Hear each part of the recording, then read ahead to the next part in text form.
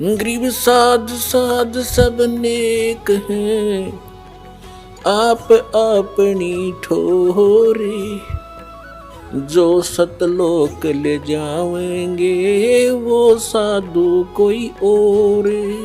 जैसे प्रसंग चल रहा था कि सबको मालूम है, ये तो सभी मानते हैं कि भाई बुरे का फल बुरा ही होता है, लेकिन डर निकल गया हमारा। डर कब निकलता? जब हमें ज्ञान नहीं रहता। अब हम अपनी मर्जी से, अपने व्यवस्था से भगवान के विधान को त्याग कर स्वयं अपने कर्म के लेख को चेंज करना चाहें, कभी नहीं हो सकता। जिस समय कंस ने अपनी बहन देवकी का विवाह श्री वासुदेव जी से किया, श्री कृष्ण जी के माता पिता थे वो, और कंस उनका मामा था, तो उसने बड़े प्यार से अपनी बहन का विवाह किया और उसको सी ऑफ करने के लिए अपनी नगरी की सीमा तक छोड़कर आते थे। स्वयं रथ को चला रहा था और दोनों उसके बहनोई और बहन रथ के पीछे बैठे थे। रास्ते में आकाशवाणी होगी कि तेरे मारने वाला कंस तेरी बहन की कोख से पैदा होगा, उसका 8वां पुत्र तेरी मृत्यु का कारण बनेगा।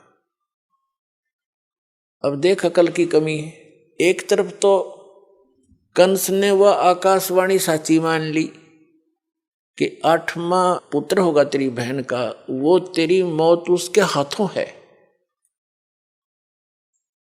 ये तो अटल मान ली उसने सच्ची होगी। फिर जो सच्ची मानी तो उसने फिर उसको बदलने के तरीके अपनी सोच से अपनाए, अज्ञानियों की सलाह से। वहीं से रथ को वापस मोड़ लाया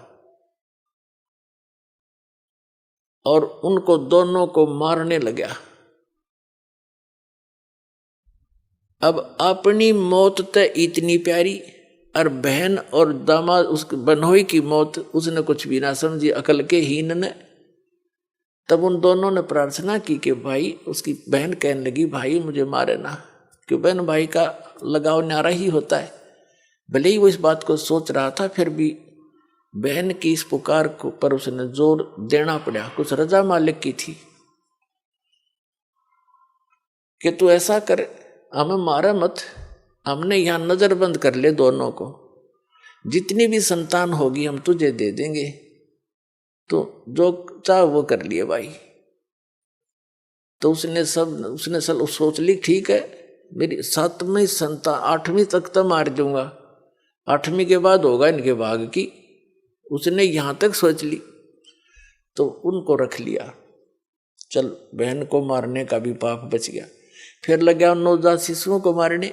दुष्ट ने 9 मार दिए, 8-7 मार लिए, और 8वें को मारने लगा। वो आकाश में उड़कर चली गई, जबकि लड़का कहा था वह लड़की थी।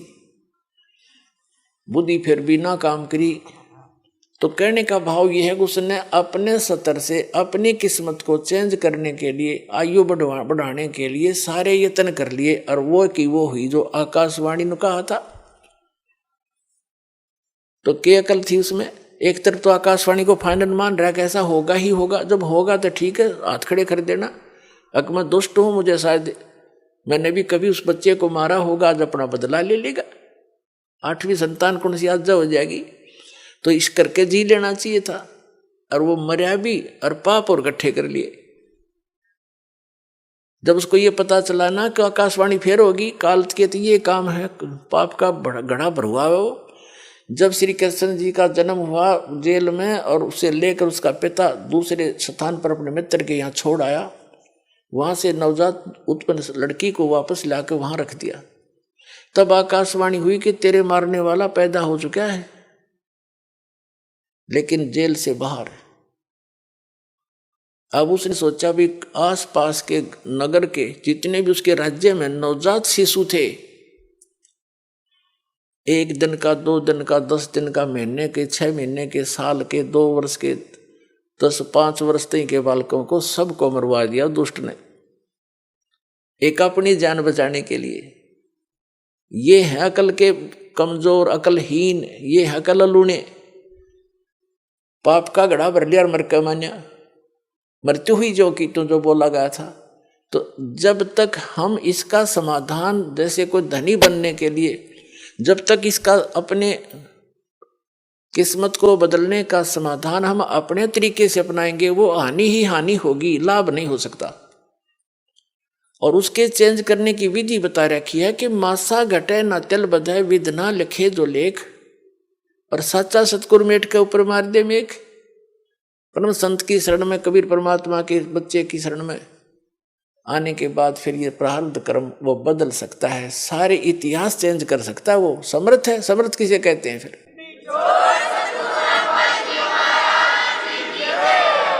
अपने आत्मा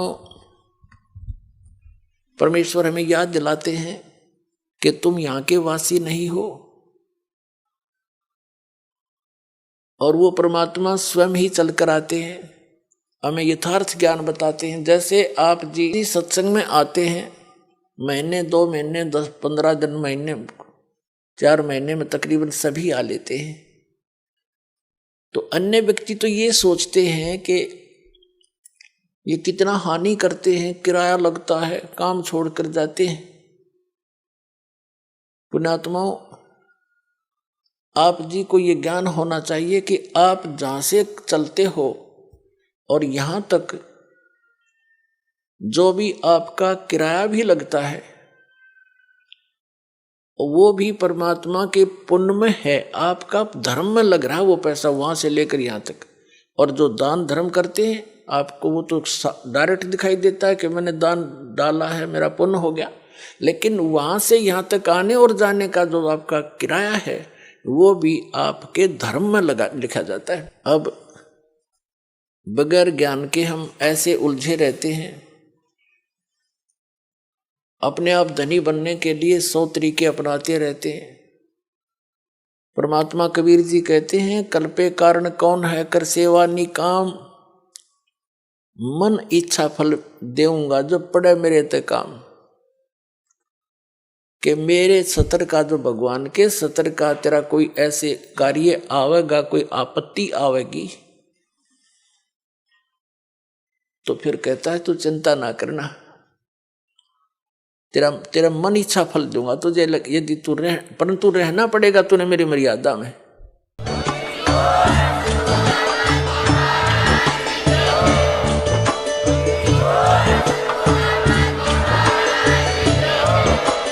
आप सुन रहे थे जगत गुरु तत्वदर्शी संत रामपाल जी महाराज जी के मंगल प्रवचन। अधिक जानकारी के लिए विजिट कीजिए हमारी वेबसाइट www.jagatgururampalji.org। संत रामपाल जी महाराज जी के शुभ आशीर्वाद से पूरे विश्व भर में 500 से भी ज्यादा नाम दीक्षा केंद्र हैं, जिन पर संत रामपाल जी महाराज जी द्वारा ऑनलाइन निशुल्क नाम दीक्षा दी जा रही है। अपने नजदीकी नाम दीक्षा केंद्र का पता करने के लिए संपर्क करें 8222880541।